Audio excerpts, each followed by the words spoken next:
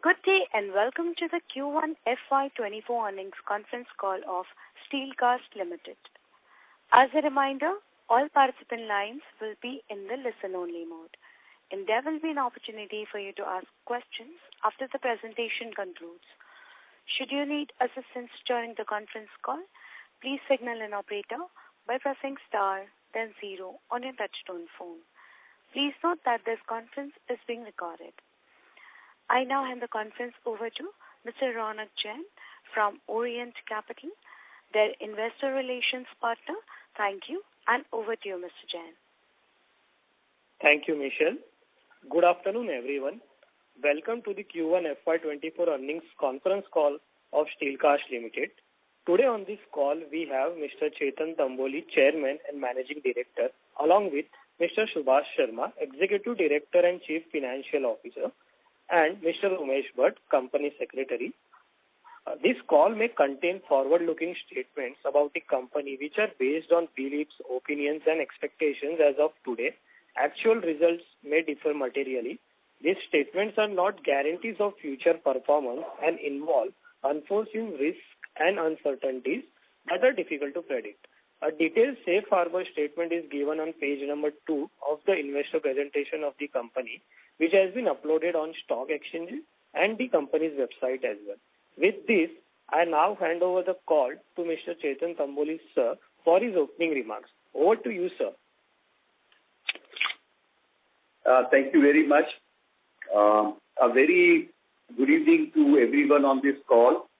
And on behalf of Steelcast Limited, a very warm welcome for this Q1 FY24 earnings call of our company. I hope everybody had an opportunity to go through the investor presentation which has been uploaded on the stock exchange yesterday. We concluded our annual general meeting yesterday and are pleased to announce the appointment of Rushil Tamboli as a whole-time director of the company. Mr. Rushil has a long-standing association since 2011 with the company and has made significant contributions to its growth. He will play a crucial role in implementing the succession planning strategy for managing the day-to-day affairs of the company. In Q1 FY24, due to geopolitical conditions, high interest rates, and elevated inflation rates across the globe, our year-on-year revenue growth has been moderate, and on a like-to-like basis performance on a quarter-on-quarter basis. Our EBITDA and PAT margins stand at 27% and 17% respectively, making the highest figures in our company's history. This achievement can be attributed to several factors, including cost savings in power expenses, reduced input costs, improved customer pricing, and improved operating margin efficiencies. We acknowledge the successful execution of the restaurant plans that were announced 2 years ago. These plans are now fully in place and are being implemented efficiently to further enhance operating efficiency. The global environment is currently undergoing a structural shift, with major global economies increasing their infrastructure spending. Additionally, a global manufacturing shift has begun, moving away from China. Steelcast is well positioned to capitalize on these changes, leveraging its key strengths such as unique business model, technology, and R&D capabilities. Together with this, we also have locational advantages, manufacturing prowess, global footprint, and marquee customers. Speaking about the financial performance of the first quarter FY24, we achieved a revenue of 119.5 crores, reflecting a year-on-year increase of 3.3%. Our EBITDA saw substantial growth, reaching rupees 32.3 crores, an impressive increase of 34% year-on-year basis. Notably, we have achieved an all-time high EBITDA margin of 27%, significantly surpassing our targeted EBITDA range of 20-22%. Likewise, our profit after tax exhibited strong growth, expanding by 43.4% year-on-year basis to reach rupees 20 crores, resulting in a PAT margin of 17%. In Q1 FY24, domestic revenue experienced significant growth of 32% year-on-year, underscoring robust demand with local market. Domestic and export share of revenue is 52% and 48% respectively. Addressing our rationalizing plans, as we previously mentioned, we have successfully commissioned a 5 megawatt solar power plant for captive use effective from 30th March 23. The benefits of this implementation have commenced accruing from 1st April 23. Furthermore, we are pleased to announce the commissioning of a hybrid power plant which had experienced delays due to government regulatory issues. It has now been commissioned on July 8th. Both of these plants are projected to yield annual power cost savings in the range of 10 to 11 crores, with solar power plant already delivering the benefits. As you are aware, the company has entered into long-term supply agreement with a prominent OEM in USA, specializing in the railroad industry. Providing an update on this, the inspection phase was successfully concluded in November 22, while an initial projection had aimed to obtain necessary certification by February 23. The company ultimately received the certificate in May 23. As of October 23, the company is set to commence the supply of products to the railroad industry in North America. A decade back, we were very much focused only on one industry, that is mining. Currently, our order book is well diversified across different industries, with railways gaining fractions. We visualize softness for coming 2 quarters, which is Q2 and Q3 at this point of time.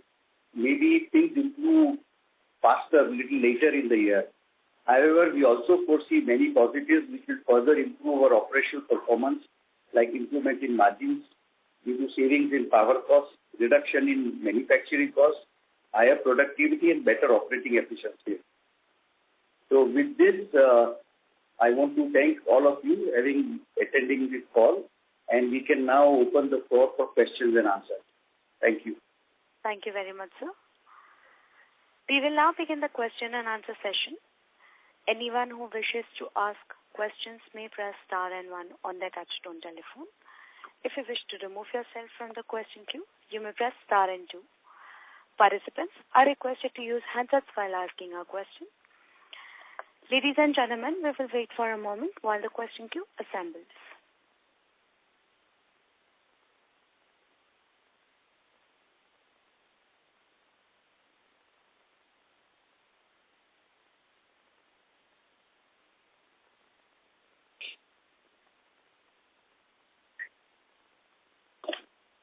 The first question is from the line of Sania Mehta from Moneybee Investment Advisors Private Limited. Please go ahead.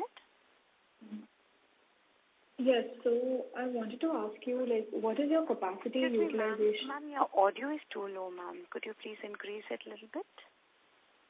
Yes, can you hear me now? Yes, ma'am. Kindly use your handset to ask a question, please. Yes, I'm using that only. Okay, ma'am. Please continue. So, could you give me an insight about the capacity utilization this quarter?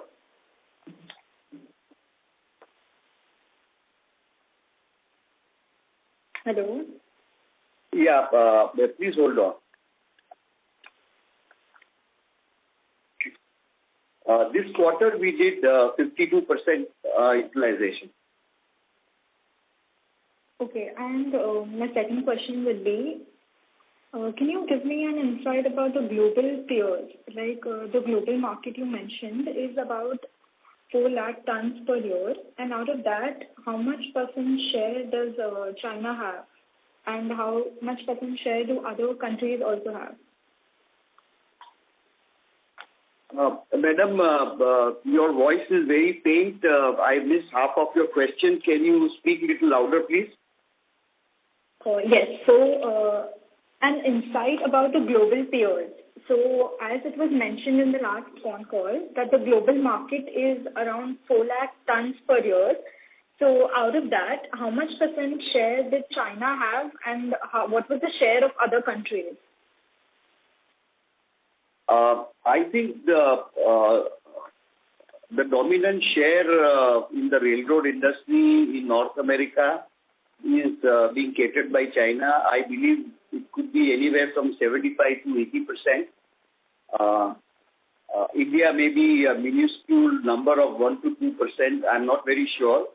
And the other countries which may be catering to North America would be Brazil, some East European countries will be catering. But we don't have exact numbers country-wise who supplies how much, but obviously the dominant share will be 75-80% will be China.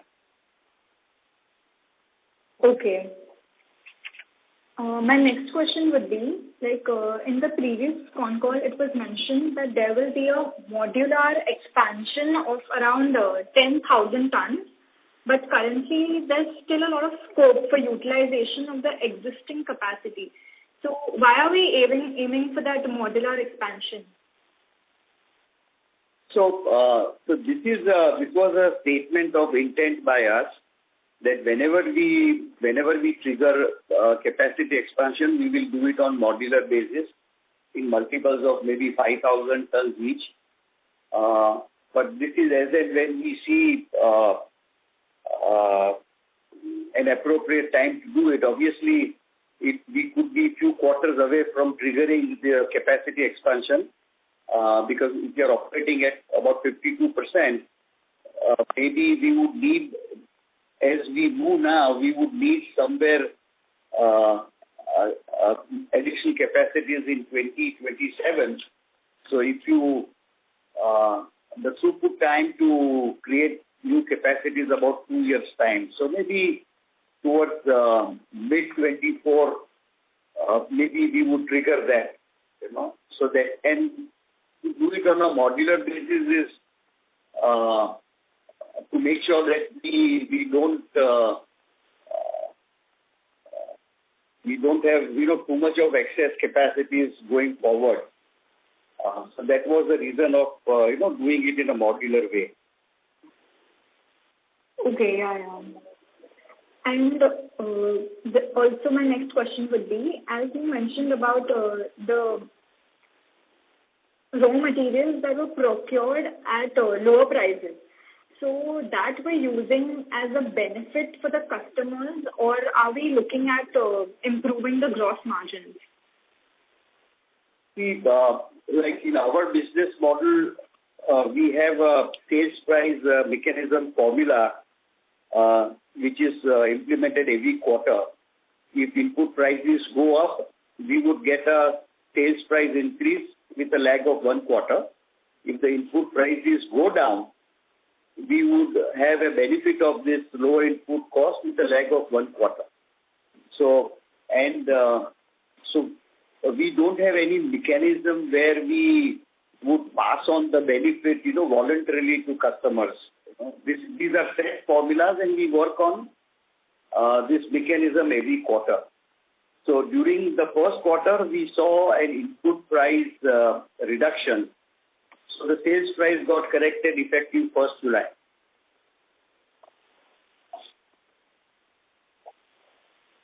Okay. And my last question would be, any update on the new sectors that we're aiming to enter, or any new customers that our company has gained? Yes, during the quarter, we did have addition of 2 more customers, but due to confidentiality reasons, we don't want to disclose the names of the customers. But yes, they have been added, and our focus on newer industries, which is defense, railways, and ground engaging tools. Now, obviously, the customer we got during the quarter was in the railroad industry. I'm sorry, I'm not able to share the name. The second, the future growth driver will be defense. We have been making track systems for combat vehicles, and the first consignment which was shipped some months ago, we got a formal approval yesterday. So we will have a repeat order of 5 more track systems to be given by March 24. So defense also we are moving forward. Railways, as I said earlier, we are moving forward. And another area is ground engaging tools. We are in discussions with 2 world majors for doing substantial business in this area. but hopefully we will know maybe in the coming 2 quarters. Okay. Thank you. Thank you. Thank you. Ladies and gentlemen, in order to ensure that the management will be able to address questions from all participants in the conference, please limit your questions to 2 per participant. Should you have a follow-up question, please rejoin the queue. Thank you.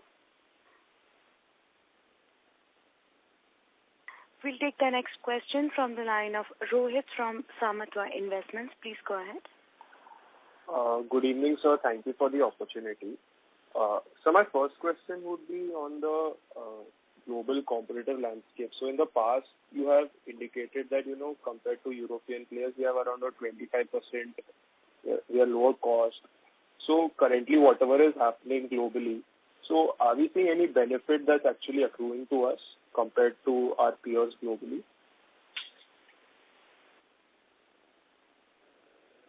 Are you saying that are we benefiting? I didn't understand your question. So cost-wise, in the past, you had said that we are, compared to the European peers, competitors, we have a cost advantage, right? Around about 20-25%. We are much cheaper than them, if I'm not mistaken. So, considering, higher gas cost in Europe, whatever is happening, are we seeing any advantage because of that in terms of increasing our market share or any opportunities from that front? See, on the cost front, we continue to be competitive. B, we are continuously also 20-25% lower than our global peers. And in terms of the gas pricing, now gas pricing worldwide have been consistent. Obviously, in the last one quarter, the gas prices have softened also. But our apparent advantage of lower cost, that continues. Oh, okay, fine, sir. So my second question would be on the base business. So, like in the last 2-3 years, we have entered into newer segments. So if you could give me the growth that we are seeing from our existing base business and from the new segments that we have entered in the last 2 to 3 years. So on the growth aspect that we have seen. There has been growth, in the base segments also and also in the newer segments also. As the base of newer segment, is quite lower because we just entered 2-3 years ago. The growth looks apparently very, very high in the newer segment. But both put together, we are seeing growth in all the industry segments which we are catering, like mining, earthmoving, locomotives, transport, construction, railways, ground engaging tools, cement, steel, and defense. So we are seeing, of course, it will of course vary from industry to industry and customer to customer. But if you bunch all this together, we have seen growth over the past 2 years, and there will be growth, as we move forward in the coming 3 to 4 years. Got it. Okay. So my last question would be on so in the previous call you had mentioned, 3 revenue drivers. One was the defense segment, one was the railroading segment, and one was the replacement market. So I just want to know on the replacement market. So how are we, we are still a very small share. So I remember you saying you want to reach around 10% in the next 3 to 4 years. So how are we planning to build on that segment going forward? And in terms of margins, are they like much higher than what we are exactly doing right now? Or if you could give me some picture on that. Yeah. The replacement market is obviously ground engaging tools industry. And I just said a few minutes ago that we have been talking to 2 world leaders on the ground engaging tool market. And hopefully in the next, either in Q2 or Q3, we would have some visibility on the ground engaging tools. And obviously the other industry which we are focusing for the future, which is going to be the future drivers of Steelcast, will be the North American railroad industry and defense. And as I said a little while ago, we made track systems for combat vehicles for the Indian Army, and we just got an approval yesterday. And we have got a repeat order of 5 more track systems, which we are supposed to supply by March 24. So things are moving in defense also, obviously, but at a slower pace. And the North American railroad industry also is moving as planned. So maybe we'll have more visibility in all these areas in the coming 2 quarters. But as of now, I can say we are on track, and we will do at least 10% in railroad and at least 6 to 7% in ground engaging tools over the next 2.5-3 years' time. Got it. Great. Sir, my last question on the capacity utilization. So for the year, are we projecting around similar levels between 50 to 55%? Will that be a fair assumption? Yeah, with with the global uncertainties and the softness which you have seen in the first quarter, and maybe further softening in the Q2 and Q3, we should end up around 50% utilization by the end of the current financial year. Great, sir. Thank you so much, and wishing you all the very best. Thank you. Thank you. Thank you. Thank you. We'll take the next question from the line of Chintan Chheda from Quest Investment Advisors Private Limited. Please go ahead. Yeah, hi. Good evening. Thanks for the opportunity and congrats for excellent set of profitability numbers. Sir, my first question is related to our capacity utilization. But now, when I look at your capacities, we have one old unit of 12,000 tons and second is the new unit of 18,000 tons. So can you just share what would be the utilization levels in these individual units?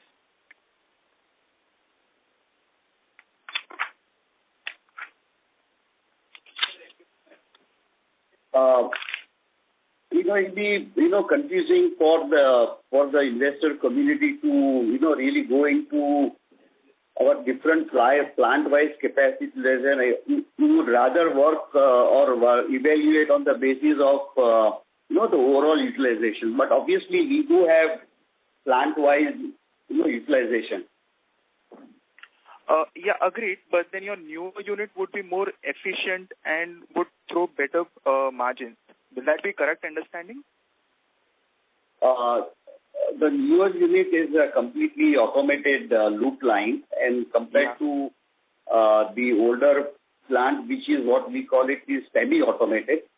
So the productivities are better, but it also depends on where we place products, whether we place in the old plant or the new plant, depending on the volumes of each part we do.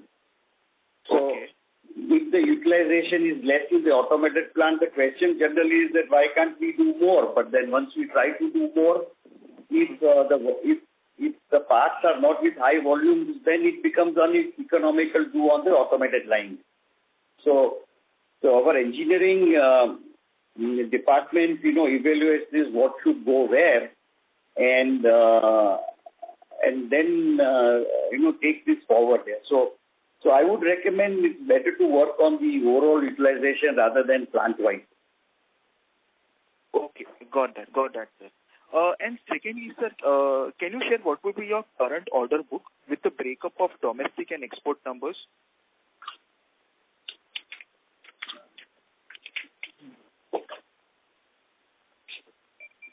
See, the current year overall export and domestic put together is close to about 105 crores effective 1st July. Yeah. And as months go by, the orders are replenished. So by and large, we'll have about 105, 110 crores of order book at any point of time. Okay. And domestic and export breakup? I don't have it offhand right in front of me, but on a safety basis, see, our exports in domestic, fluctuates around 55-45%. Yeah. So they should be in the same level. But if you really want to know exact numbers, I suggest you drop us an email and we'll respond. Yeah, sure on that. And sir, on this railways that we are targeting, so currently what would be the size of our share of revenue from railways or order book? Can you share some more details about it? I think as of now, currently out of the order book of 105, 110 crores, we would hardly have, 1 or 2% because the serial supplies are going to start from October. So maybe a month before October, we would have, reasonable size and which keeps on getting replenished as we move forward. Okay, got it. And sir, last question on the margin side. So this time we had cost savings to only from the solar plant, correct? And not from the hybrid one. Right. So when I look at your volumes, YOY in Q1, they look to be almost similar, around 4,000 tons. And our revenue is also similar, but the EBITDA increases around 8 crores on an absolute basis. And our assumption is that the solar cost power things would be around 1 to 1.5 crores. So the incremental 7 crore additional EBITDA that we are getting, so how much of that would be sustainable in nature? See, in the first quarter, there were a bunch of reasons all put together, like lower input costs, saving in power costs, better productivities, reduction in cost, manufacturing costs. So, as we move along the year, this different reduction in cost would keep varying. No? For example, the hybrid power plant, which was commissioned on July 8th, I said earlier, those savings haven't started coming in because of the regulatory issues, but we are hopeful that within the next 1 or 2 weeks, we should all have, from retrospective date from July 8th. So by and large, we should have the year with a good sustainable EBITDA margin. And as I've always said, that we met 22% EBITDA and then end up getting, 2-3 more percentage through various efforts which have been put by our manufacturing team. So that should continue, as we move forward. Okay. Got it, sir. Thank you very much for your answers and all the best. Thank you. Thank you. We'll take the next question from the line of Rajesh Jain from NB Investments. Please go ahead. Good evening, sir. Thanks for the opportunity. Congratulations on a very good set of numbers. Sir, my first question is, when you say 52% capacity utilization, do we have to take the total capacity as 30,000 or, the 27,000? Now, these numbers may keep varying by about 1,000 tons here or there, but so year on year, depending on product mix, the number will be sometimes 29 or sometimes 30,000. Like currently, whatever we are producing, and the product mix what we have, the capacity can be called as 29,000 tons. So that means why I was asking this question is we had done only 3 to 4% growth in the top line. So I just wanted to know there was a reduction in the raw material prices also. Right. So in terms of the volume, did we had any growth during the quarter? See, the increase in sale was just a moderate 3 to 3.5%. Correct. But we benefited from various sectors which I talked earlier on better operation performance, savings in power costs, reduction in manufacturing costs, higher productivity, and better operating efficiency. So, in spite of a moderate growth, our PAT margins are better, and obviously EBITDA is also touched 27%. So this is all happening because of these various factors. No, sir. What I was trying to ask you is, in terms of volume, was there any growth during the quarter? I'm not asking about the margins.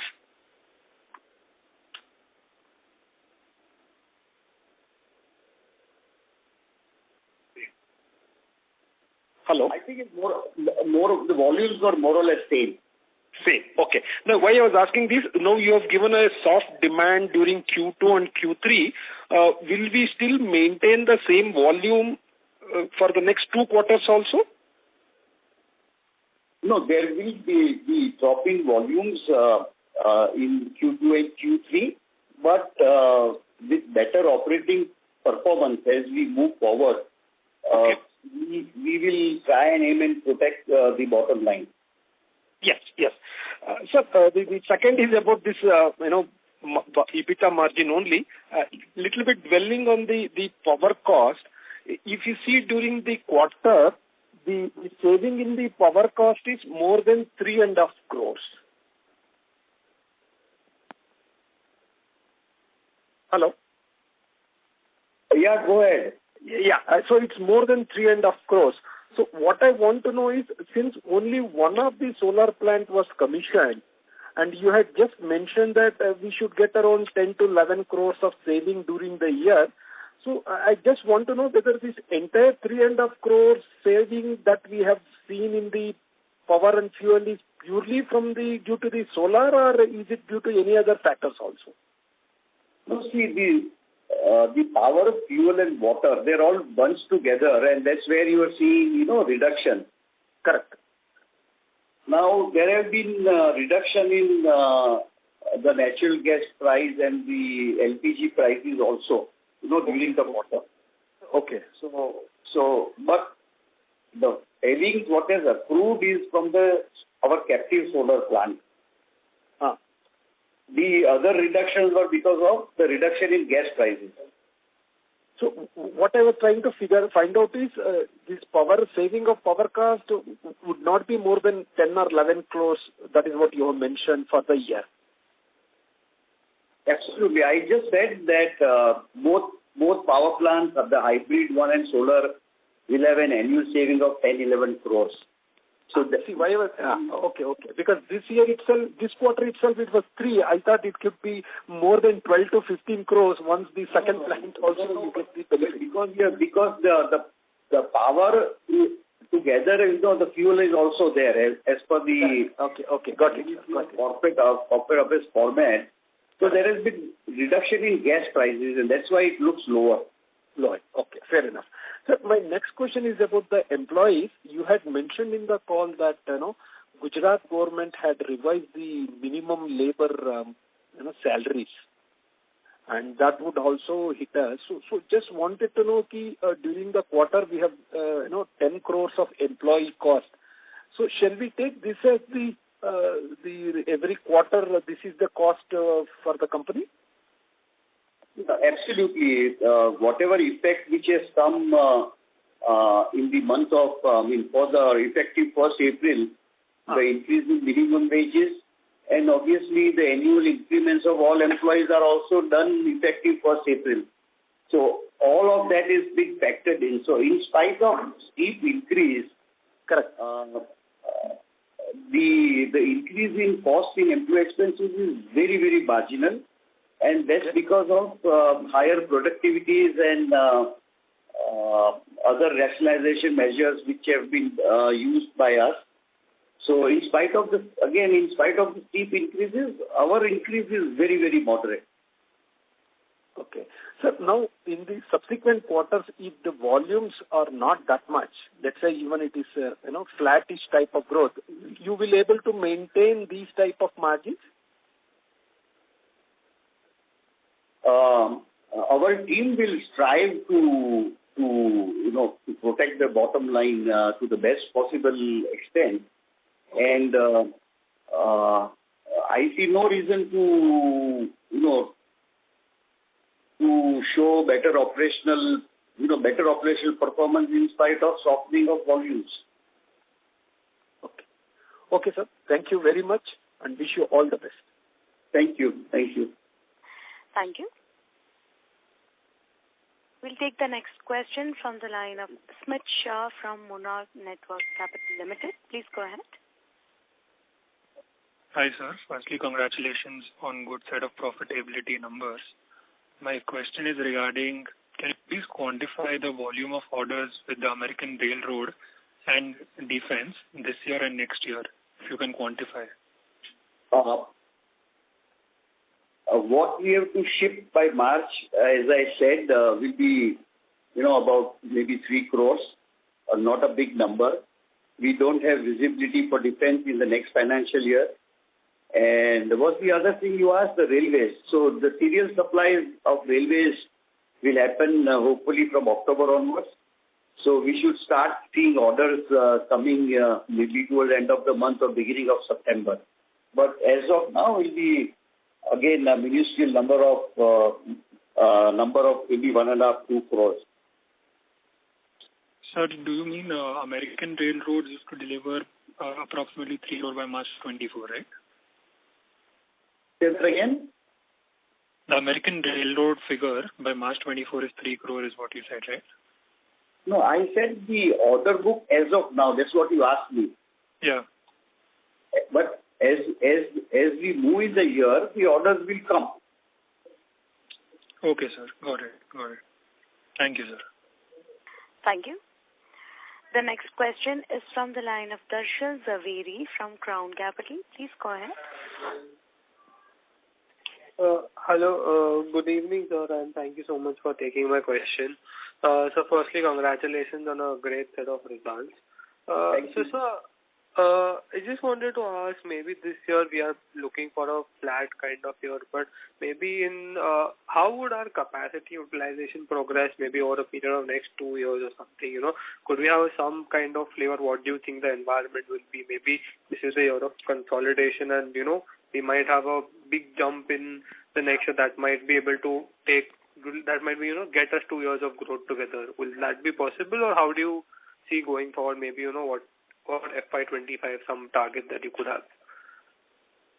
The current year will be around 50. FY25 we are targeting to get to 60, and FY26 we are targeting to be around 75%. So this is some little visibility we have on the utilization level. So that means we might be able to see 20% growth in revenue approximately if I calculate as per capacity utilization. If you can put all these numbers and work out the compounded annual growth rate, whatever that number comes should happen.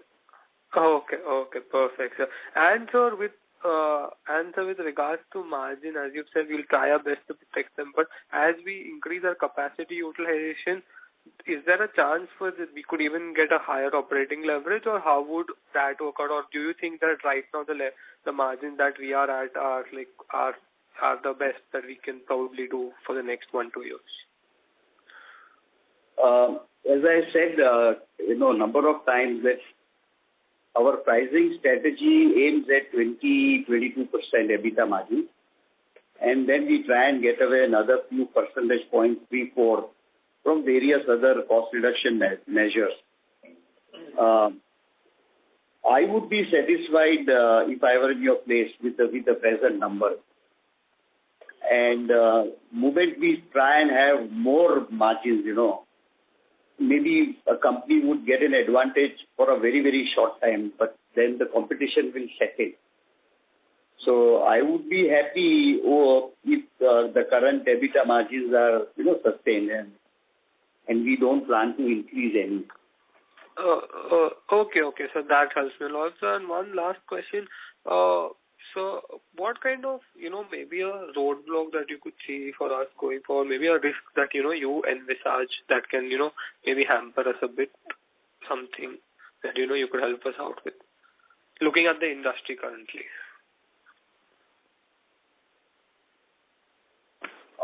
Whatever visibility we have, and obviously the geopolitics situation we are in,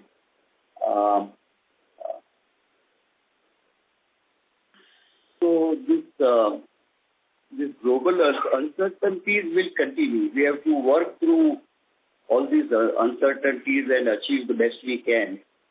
But if I really see the macro environment worldwide, these uncertainties will continue. They'll not go away. So whatever you read from the various economists across the world, my views are very similar. So with these uncertainties, we have to live with it and move forward. Okay, perfect, sir. Thank you so much, and so all the best for future quarter. Yeah, thank you. Thank you. We'll take the next question from the line of Akshada Deo from Vivo Commercial. Please go ahead. Yeah, hello. Thank you for taking my question. Am I audible? Ma'am, your audio is too low. Can you please increase the volume a little bit? Yes, sure. Hi, congratulations for a good set of numbers, and thank you for taking my question. Thank you. I just wanted to know, what was the volume done this quarter? Was it maintained at 4,000 per ton? 4,000 tons for this quarter? Volume this number? Yeah. It's about 4,000 plus tons. Okay. Do you think that in Q3 and Q4, as you previously said, that you may be able to achieve 5,000 ton per quarter? You'll be able to achieve that? No, in fact, what I said was the Q2 and Q3 may be, soft quarters. Right. Okay. The next question is, what are your working capital days currently for this quarter? You mean the working capital used? Days, the cycle?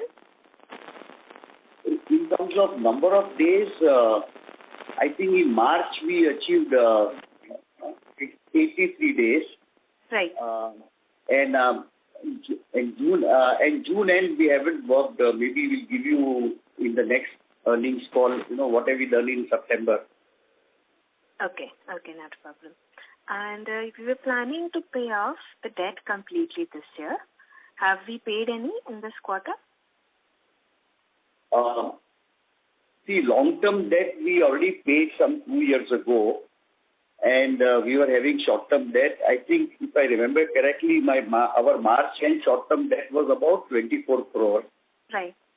And out of 24, I think we already paid till 31st July about 14 crores.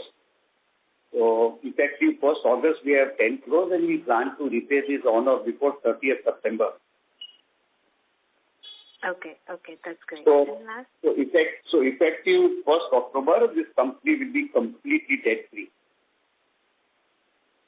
Okay.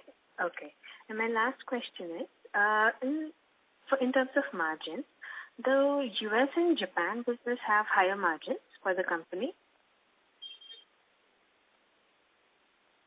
There will be a marginal difference between countries, between industries, and between customers. But overall, as I said, we aim for 20-22% EBITDA margin and end up, a little higher. Right. Okay. Thank you. That was from my side. Thank you. Thank you. Ladies and gentlemen, we will take that as the last question for today.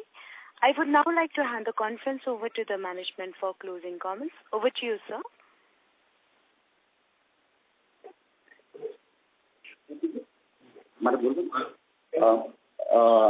Hello everyone. Thank you very much to every one of you who have been on this call. And thank you again from Steelcast and all of us here. Look forward to talking to you again in the next quarter. Thank you. Thank you very much, sir. And thank you to Orient Capital for facilitating this call and who are our IR partners. And look forward to talking to you again in the future. Thank you. Thank you very much, sir. Ladies and gentlemen, on behalf of Steelcast Limited, that concludes this conference. We thank you for joining us, and you may now disconnect your lines. Thank you.